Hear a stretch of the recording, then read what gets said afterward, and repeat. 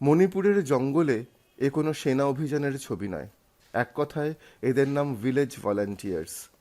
মণিপুরের পাহাড়ে পাহাড়ে ছড়িয়ে আছেন এরা, কেউ মেইতেই পক্ষের, কেউ কুকির। জিরিবামের যে গ্রামে দাঁড়িয়ে আমরা, তার নাম বলা নিষেধ। এই শর্তেই সশস্ত্র কুকি ভিলেজ ভলান্টিয়াররা তাদের ক্যাম্প এবং বাংকার দেখাতে নিয়ে এসেছেন সাংবাদিকদের। অস্ত্র হাতে যারা জঙ্গলে কুচকাওয়াজে ব্যস্ত, তারা কেউ প্রশিক্ষিত সেনা বা পুলিশ নন, কেউ ছাত্র, কেউ কৃষক, কেউ রাবার চাষি, কেউ বা গ্রামীণ স্কুলের শিক্ষক। গত 1 বছরেরও বেশি সময় ধরে তাদের সমস্ত কাজ বন্ধ। রুটিন মেনে বাংকারে বসে গ্রাম পাহারা দেওয়াই এখন তাদের এক এবং একমাত্র কাজ। যে গ্রামে আমরা এসেছি তার অন্যতম কমান্ডার অ্যালবার্ট সাংসিন। অ্যালবার্ট অবশ্য এই গ্রামের বাসিন্দা নন। অনতি দূরে তার গ্রামে এখন আসাম রাইফেলসের ক্যাম্প তৈরি হয়েছে। সামরিক বাহিনী ছড়িয়ে আছে গোটা এলাকায়, জায়গায় জায়গায় ক্যাম্প, নাকা গেট। কিন্তু তা সত্ত্বেও নিজেদের সুরক্ষিত মনে করছেন না কুকি জনজাতির মানুষ। নিজেদের গ্রাম নিজেরাই পাহারা দিচ্ছেন। সামরিক বাহিনীর উপস্থিতিতেই প্রায় প্রতিদিন রাতের দিকে গুলিযুদ্ধ হয় এখানে। একদিকে মেইতেই, অন্যদিকে কুকি। এভাবেই বাংকারে, ট্রেঞ্চে দিন কাটান গ্রামের ভলান্টিয়াররা। It is actually a bunker which we made it for our self-defense, because what happened is that we get a frequent attack from the Meitei militants, the Z5 and all, the Arambai Tengol. They used to attack us frequently, so for our self-defense we have to build a bunker, sir. We have right now 15-16 volunteers are with us right now. David আরেক commander কথায় কথায় বলছিলেন গ্রামীণ অস্ত্র নিয়েই তাদের লড়াই করতে হয়। লাইসেন্সড গানের পাশাপাশি দেশি বন্দুকও ইদানিং ব্যবহার করছেন তারা। তবে মেইতেইদের অভিযোগ, কুকিদের হাতে আছে অত্যাধুনিক সরঞ্জাম। ড্রোন থেকে বোম মেরেছে তারা। অভিযোগ উড়িয়ে দিলেন ডেভিড, পাল্টা অভিযোগ তুললেন মেইতেইদের বিরুদ্ধে। The last gunfight happened in Mongbong. I will include in Zairon. It's just 2 weeks before itself only, where our enemies come and attack the Zairon, where our village volunteer retaliate about it.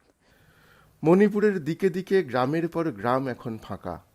আমরা যে গ্রামে দাঁড়িয়ে, সেখানে school আছে, স্বাস্থ্যকেন্দ্র আছে, সব তালাবন্ধ। প্রতিটি বাড়ি জনমানব শূন্য। শুধুমাত্র ভলান্টিয়াররা কোনো কোনো বন্ধ বাড়িতে শিবির বানিয়ে আছেন। পরিবারের কাছে যেতে ইচ্ছে করে না? প্রশ্ন শুনে ওই বাংকারেই চকিতের জন্য চোখ ছলছল করে উঠল অ্যালবার্টের। मेरा फैमिली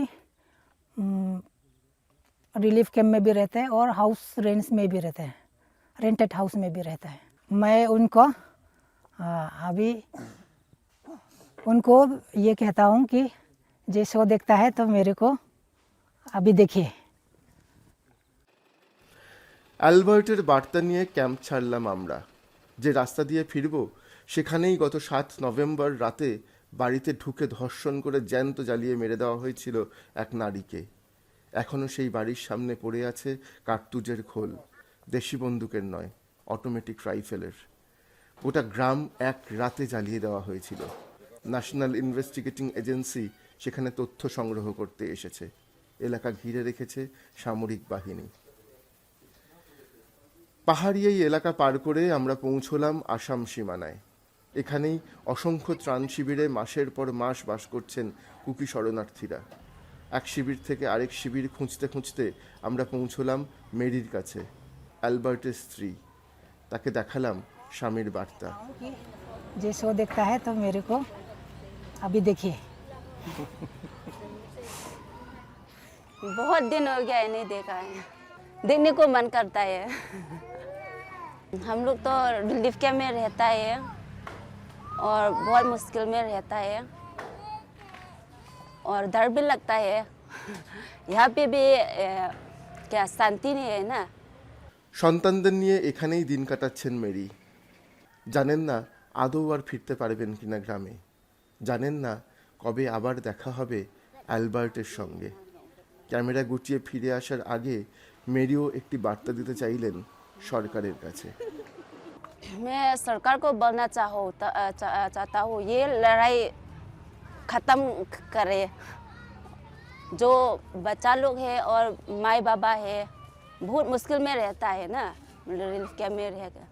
जो दो जात में लड़ाई चल रहा है वो सरकार लोग देखे और इसको बंद करे। মেরির এই আকুতি পৌঁছবে রাষ্ট্রের কানে? মেরিরা ফিরতে পারবেন অ্যালবার্টদের কাছে? কবে শেষ হবে এই গৃহযুদ্ধ?